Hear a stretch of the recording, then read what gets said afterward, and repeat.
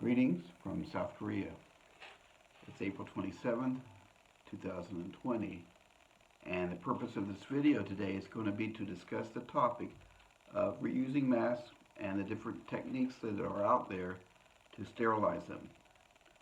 So, just to put it out from the beginning, the methods to sterilize your mask include UV light, dry and moist heat, and then rotating your mask over time. So first, let me give the necessary disclaimer. The following is not medical advice. The information that I present here is available on the web, and where it's possible, I will have links at the bottom where you can look at some of this information. The opinions that I express here are solely the property of myself, and you are strongly encouraged when you make your own decisions to base it on your own rational thinking and your research. If you have any questions, please consult your healthcare provider or any responsible public health department official. I also ask that you subscribe to this channel if you find the information presented helpful. I also want to tell you I've received no remuneration from any of the products that I mentioned here that I may have used. I go into a lot of detail with the scientific background behind some of these methods, how they came about, the pros and cons. And if you just want to hear the gist of it, the summary and the conclusions, just fast forward to the last couple of minutes and it'll be there. So let's get started. So I'm doing this video because of the continued shortage of protective personal equipment, specifically masks, that healthcare workers as well as the general public are faced with. So the question comes up of reusing the mask. In the hospital settings, the ideal procedure is to discard the mask after every patient contact. However, for the rest of us whose experience pretty much is limited to going out maybe once every day or two to buy groceries, to pick up something at the pharmacy, or to pick up some takeout food, the question of whether you need to have a new mask for every outing that you go out needs to be considered. And I really put forward that with the proper sterilization technique, this can be avoided. That's right, I'm saying here that for the average person who is sheltering in place, who doesn't work out of the home, who is not taking care of a COVID positive person, that they may consider different requirements in terms of the need for sterilizing their mask, how often they need to do that, and whether they need to discard their old mask. So, why am I saying that there's a difference between a frontline worker and the rest of the general population? First, how do I define who is a frontline worker? Obviously, it's the people in the healthcare field, in the hospitals, emergency rooms, the people in the ambulances who are responding to call, police officials, also people who are cashiers at the pharmacy, the grocery store, the bus driver, anybody who has frequent contact with the public, someone at the post office, for example, because people are coming in there on a regular basis. They may or may not have masks. There may or may not be a plexiglass shield between them, and they may or may not be asymptomatic. We don't know.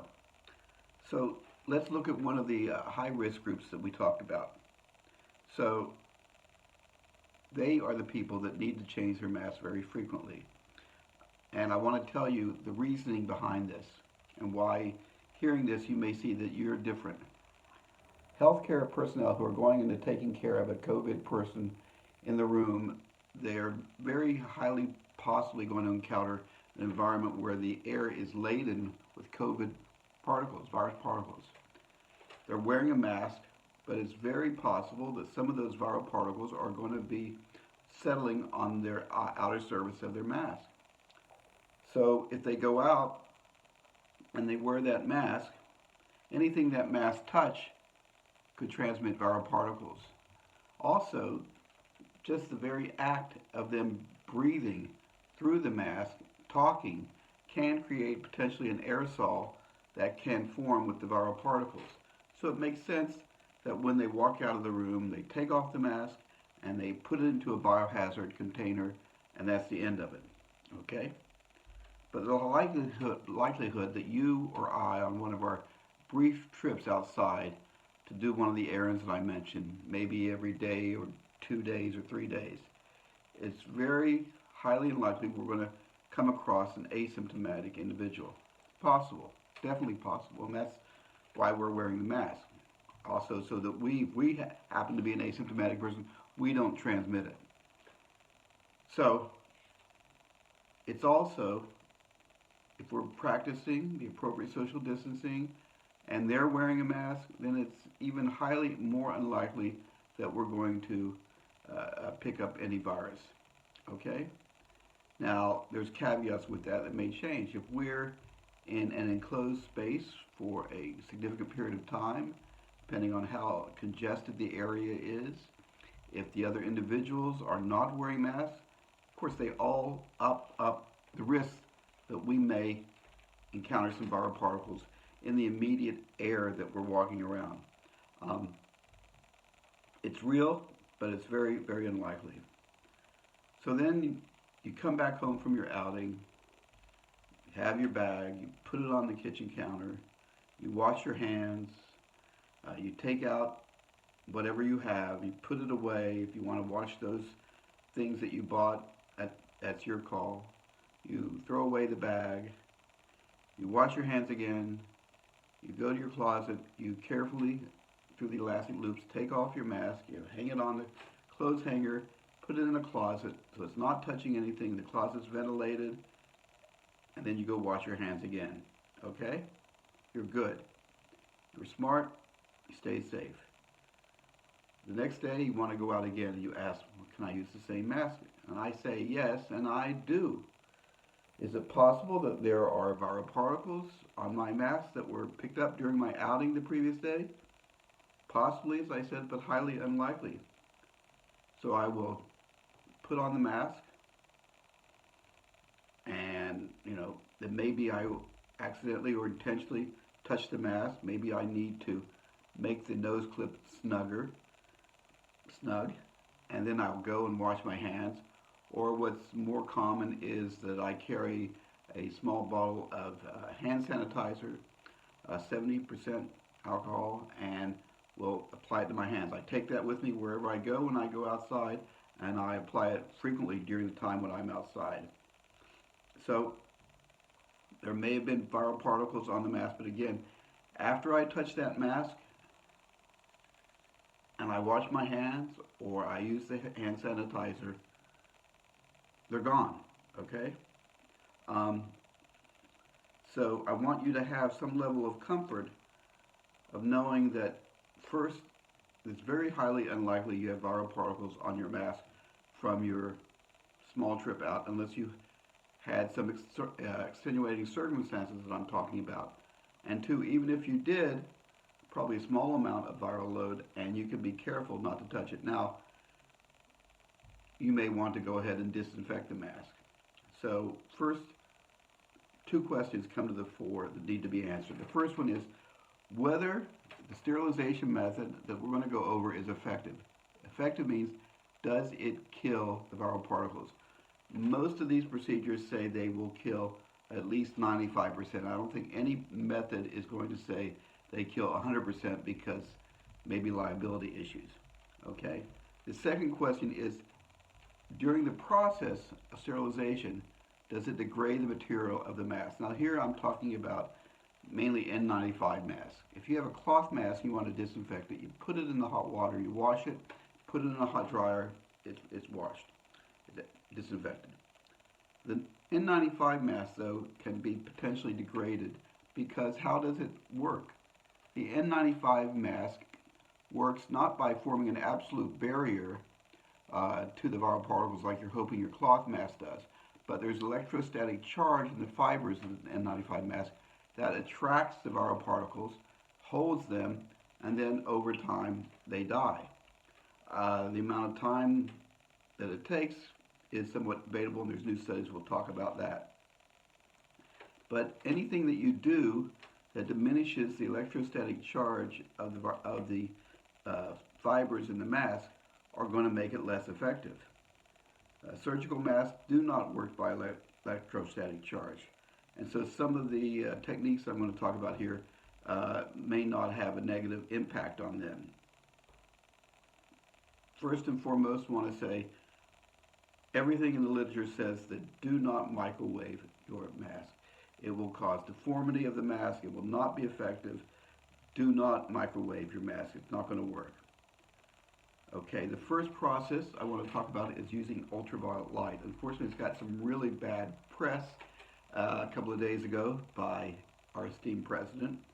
But ultraviolet light, if you Google it, it's been used for many years. It's used pharmaceutical companies, hospital settings, food manufacturers, dental offices. I've even seen it in nail salons where they have a case there. So it's accepted. Even nowadays, recently transportation companies in I think South Korea and China are using robots with UV light to go in like to the buses at night and school buses to disinfect them. Yes, well, why robots? Well, that's because the UV light is used to kill viruses is, to put it really mildly, not good for you. Well, let me explain what that's about. When I first started investigating the use of UV light, I thought UV light was UV light. That's it. But of course, UV light comes in different spectrums from the sun. And the two that are commonly used in products is called UVA and UVB. They're different spectrums. They are not really effective in any reasonable period of time to sterilizing coronavirus. What is effective is UVC, and it's on a different spectrum. All the UV light comes from the sun, but UVC is filtered, blocked by the ozone atmosphere. It does not reach us, which is good because UVC can penetrate the skin, cause genetic damage, and it also can cause retinal problems to the eye. But causing genetic damage is how it works on the virus. It gets in there and it warps the genetic material so the virus can no longer reproduce. And that's what we want.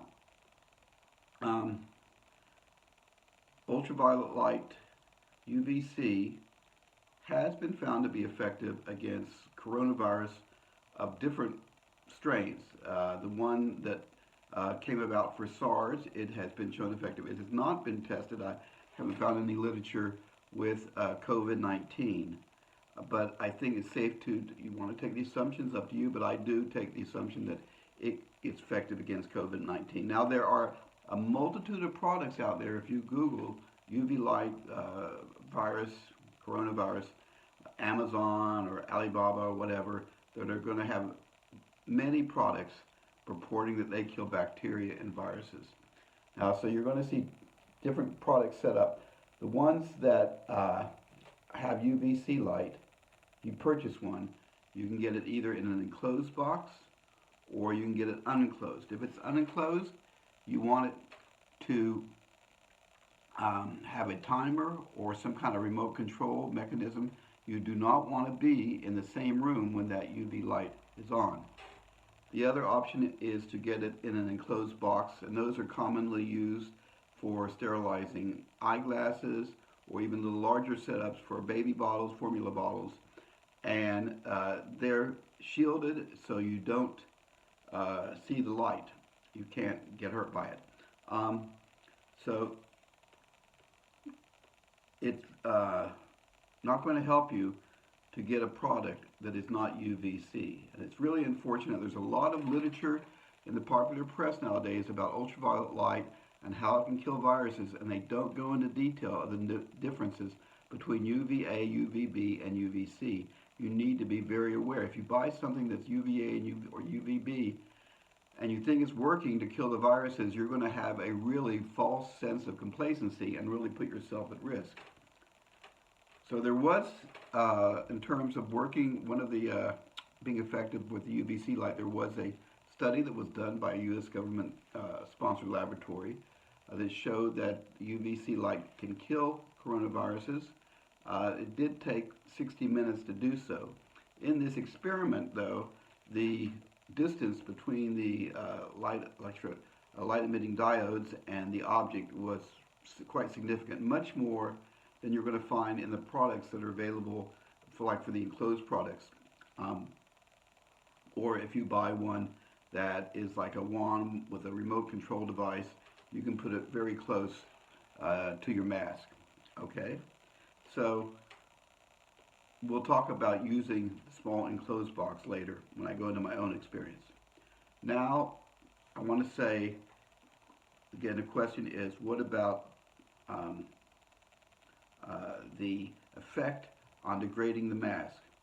So, UVC light, it ends up degrading the mask less than when you're sterilizing in a dry oven.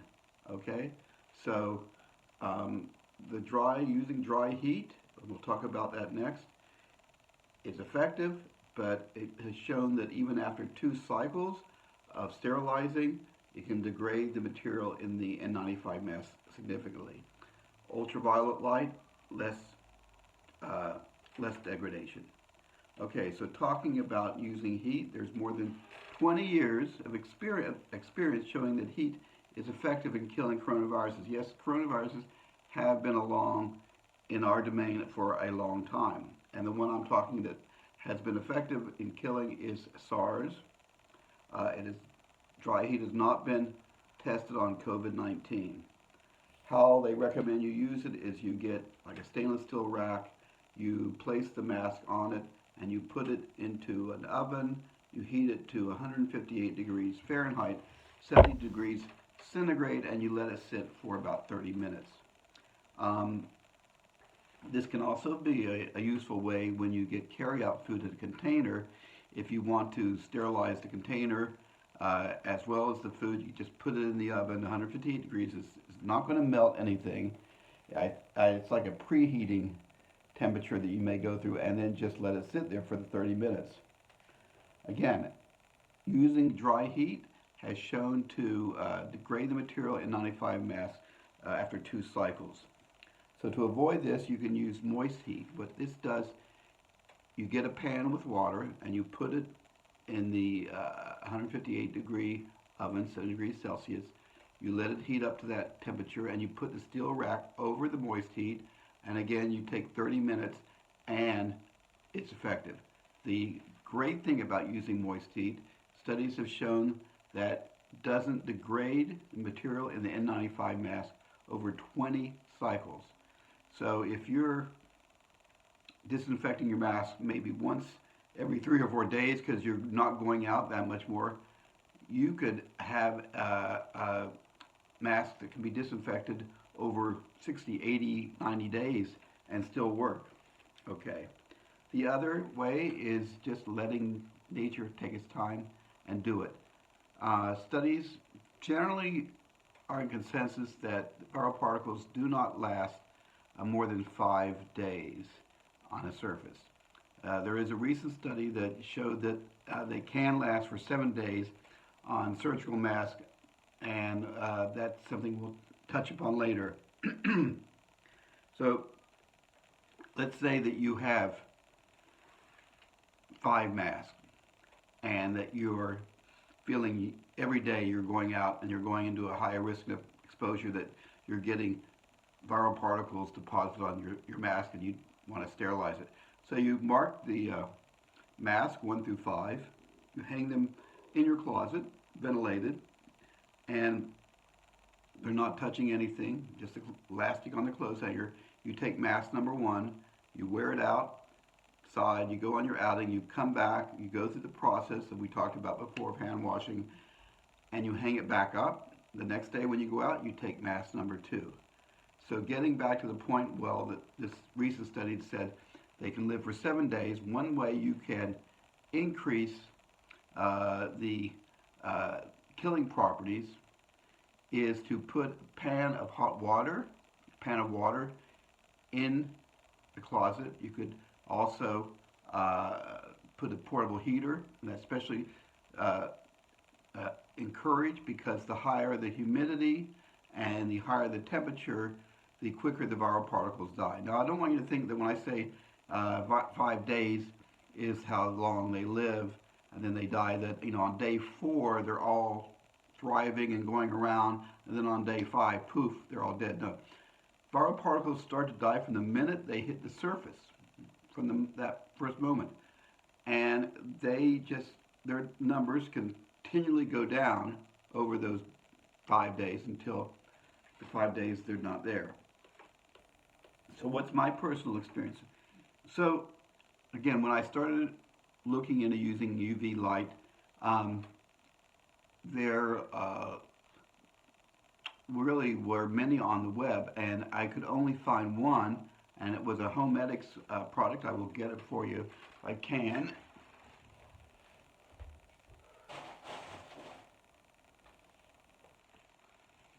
Well, we'll put a hold on that till the end if I can find it.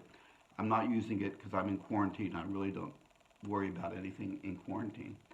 So the Homedics product is used for sterilizing phones, and it has a little bit of a pop-up, so it can definitely encase an N95 mask without any problem, even ones that have the little filter on it.